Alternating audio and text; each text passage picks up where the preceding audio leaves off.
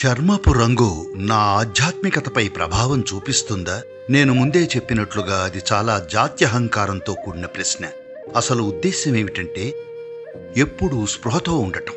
అదేమిటంటే మీ భౌతిక శరీరం మీరు నడుస్తున్న ఈ భూమికి కేవలం ఒక పైపొర మాత్రమే అని. మీ మనసు కూడా అంతే. కాబట్టి ముఖ్యమైన విషయం, మీ శరీరం ఇంకా మనసు మీకు అడ్డంకిగా మారకూడదు.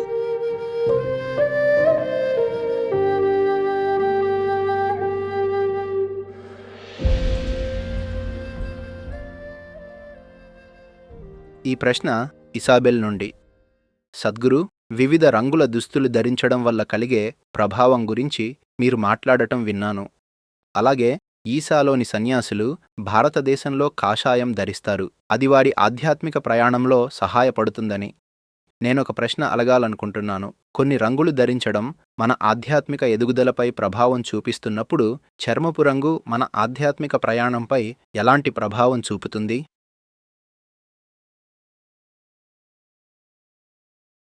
ఇది జాత్యహంకారంతో కూడిన ప్రశ్న.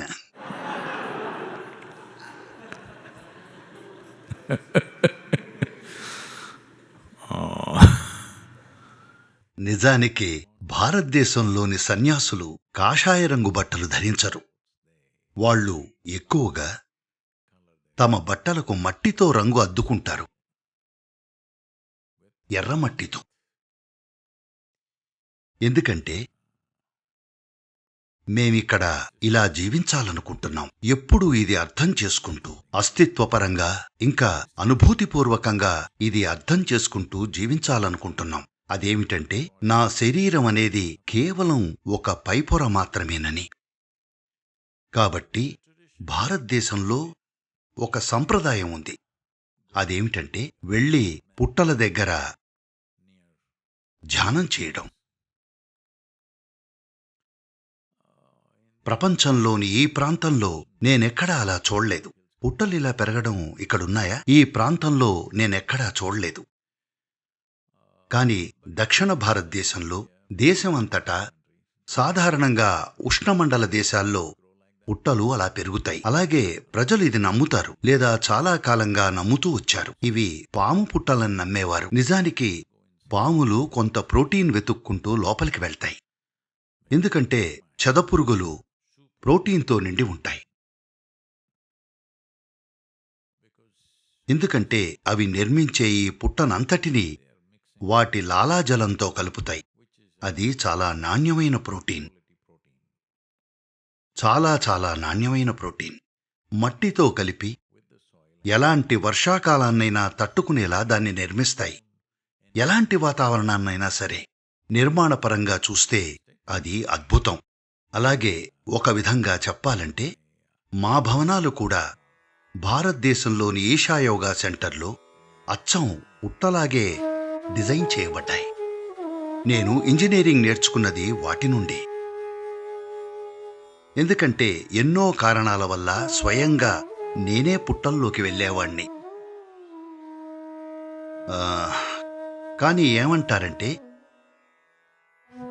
కొన్ని సొరంగాలు 700 కిలోమీటర్ల వరకు వెళ్తాయి. ఒక చెదపురుగు 700 కిలోమీటర్ల దూరంలో ఉన్న నీటిని కనిపెట్టి అక్కడికి వెళ్ళగలదు, సొరంగం తవ్వుకుంటూ. చాలామంది ఎలాంటి నీటి జాడను పసిగట్టే సామర్థ్యాలు లేనివాళ్లకు పుట్ట ఎక్కడుంటే అక్కడ నీరుంటుందని నమ్మే ధోరణుంటుంది. ఆపై బావులు తవ్వుతారు పుట్ట దగ్గర్లో. కానీ అది 700 కిలోమీటర్ల దూరంలో ఉండొచ్చు. ఇది చాలామందికి జరిగింది. అదేమిటంటే వాళ్లకు ఎలాంటి నీరు దొరకలేదు. అయితే కొన్నిసార్లు ఇది నిజమే. కాబట్టి అసలు ఉద్దేశ్యం ఏమిటంటే ఎప్పుడూ ఈ స్పృహతో ఉండటం. అదేమిటంటే మీ భౌతిక శరీరం మీరు నడుస్తున్న ఈ భూమికి కేవలం ఒక పైపొర మాత్రమే అని. అది అంత పెద్ద విశేషం కాదు. దాన్ని బాగా ఉంచుకోవడం ముఖ్యం. దాన్ని బాగా ఉంచుకోవడం ఇతరులకు ప్రదర్శించడానికి కాదు. కాని దాన్ని బాగా ఉంచుకోవడం ఎందుకు ముఖ్యమంటే అది మీకు అడ్డంకిగా మారకూడదు. అది మీకు అడ్డంకిగా మారకూడదు అంటే అర్థం, ఒకవేళ మీ శరీరం ఇబ్బందికరంగా మారితే దేనివల్లైనా సరే, ఉదాహరణకు ఏదైనా ఆరోగ్య సమస్య వస్తే అప్పుడు 100% మీ ధ్యాసంతా దానిమీదే ఉంటుంది. శరీరం మీదే. శరీరాన్ని చూసుకోవడానికే 100% సరిపోతుంది. మీ సమయం ఇంకా మీ జీవితం అంతా. కాబట్టి శరీరాన్ని ఎలా ఉంచుకోవాలంటే, మీరిక్కడ కూర్చుంటే You're not even aware that it's here. అది ఇక్కడుందన్న ధ్యాస కూడా మీకుండకూడదు. లేకపోతే తెలుసా, శరీరంలోని అనేక బలవంతపు ప్రక్రియలు మిమ్మల్ని బిజీగా ఉంచుతాయి ఎల్లప్పుడూ. అసలు నేనీ దేశానికొచ్చిన కొత్తలో జరిగిన వాదనలు మీరు చూడాల్సిందే. నేను ఈ సెషన్స్ 3 గంటల పాటుంటాయి అని చెప్పినప్పుడు వాళ్ళు, అసాధ్యం, మా బ్లాడర్ కెపాసిటీ కేవలం 1.5 గంటలు మాత్రమే, మాకు బ్రేక్ కావాలి, లేదంటే మేమిది చెయ్యలేం అన్నారు. సరే, 2వ రోజు తర్వాత ఎవరూ బ్రేక్ అడగరనుకోండి, అది వేరే విషయం. కానీ వాళ్ళు వచ్చిన మొదటి రోజు వాళ్ళు, లేదు, ఇది చాలా క్రూరంగా ఉంది, 3 గంటలు టాయిలెట్కి వెళ్లకుండా ఉండాలా, వెళ్ళి వాడుకోలేనప్పుడు ఇన్నెందుకు కట్టారు అంటారు. టాయిలెట్స్ కట్టింది మీ ఇష్టం వచ్చినట్టు వాడుకోవడానికి కాదు. శరీరపు అవసరాలు డిమాండ్ చేసినప్పుడు వాడతాం. కానీ ఈ బలవంతపు ప్రక్రియల వ్యవధి మరీ తక్కువగా ఉంటే అప్పుడది మిమ్మల్ని ఎల్లప్పుడూ బిజీగా ఉంచుతుంది. తినడం, టాయిలెట్, విసర్జించడం ఆగకుండా ఇదే మిమ్మల్ని బిజీగా ఉంచుతుంది. కానీ ఒకసారి ఏదైనా జబ్బు, నొప్పి లేదా ఇంకేదైనా శరీరంలో బయటపడితే అదొక్కటే మిమ్మల్ని 100% బిజీగా ఉంచుతుంది. కాబట్టి దాన్ని బాగా ఉంచుకోవడం అనేది ఎవరికో ప్రదర్శించడానికి కాదు, నా శరీరం ఎలా ఉందో అని. దాన్ని బాగా ఉంచుకోవడం అంటే అది మీకు అడ్డంకిగా లేదు, అదొక అడ్డంకి కాదు, అదొక వేదిక. దానిమీద మీరు నిలబడగలిగేలా ఉండాలి. మానసిక నిర్మాణానికి కూడా ఇదే వర్తిస్తుంది. ఇంకా మానసిక నిర్మాణాలు నాకు తెలుసు, చాలామంది దీనిపై వాదనలు మొదలు పెడతారు.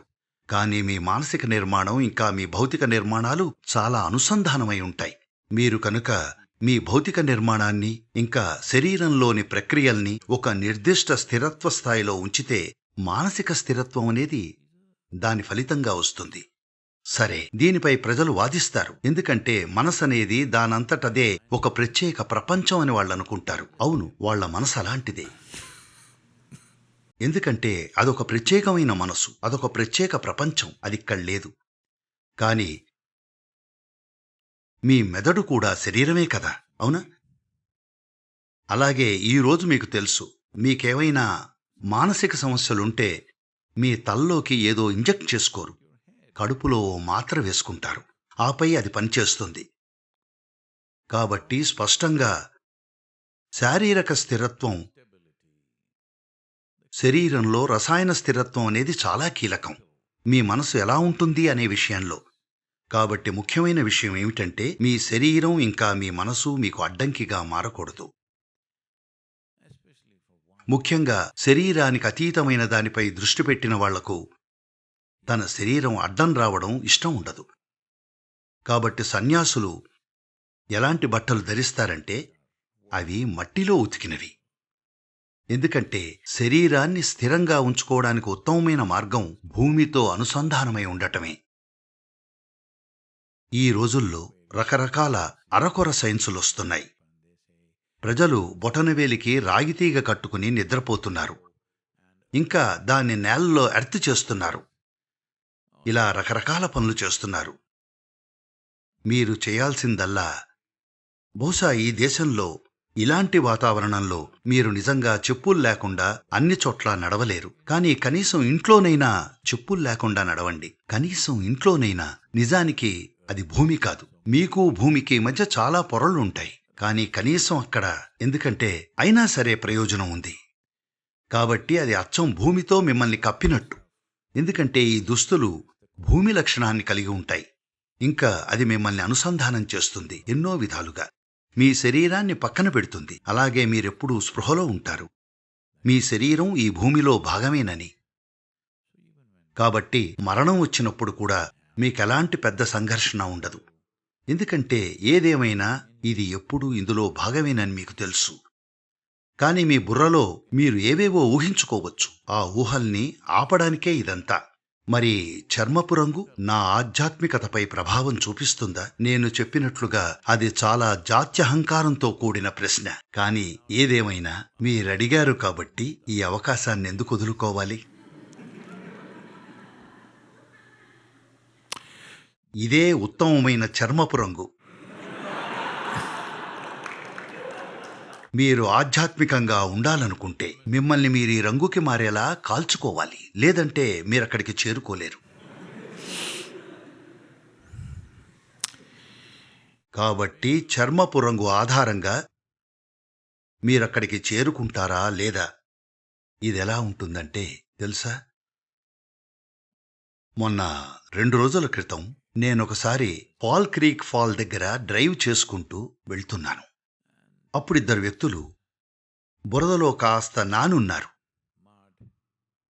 ఇంకా వాళ్ళు అకస్మాత్తుగా అడవిలో నుంచి బయటకొచ్చారు.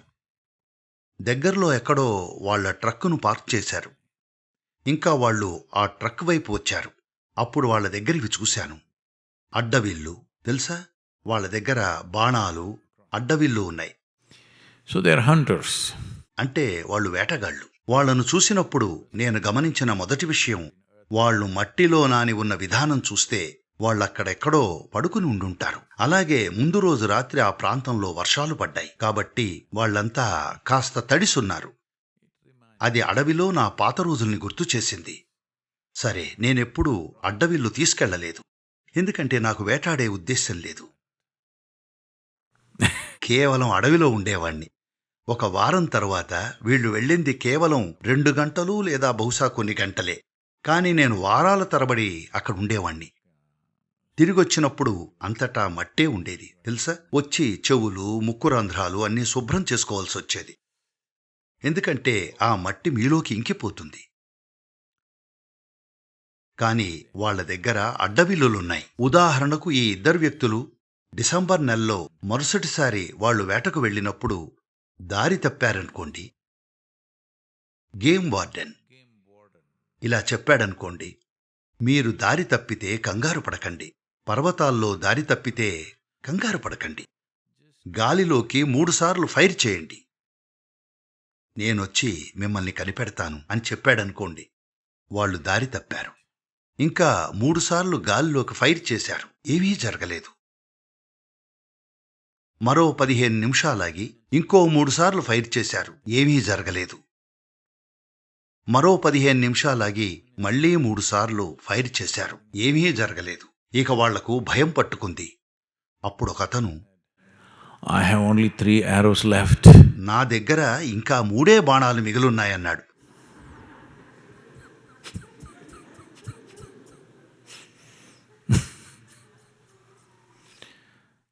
కాబట్టి మీరు మీ చర్మపు రంగును చూసుకుంటూ జ్ఞానోదయం అవుతుందో లేదో అని ఆలోచిస్తుంటే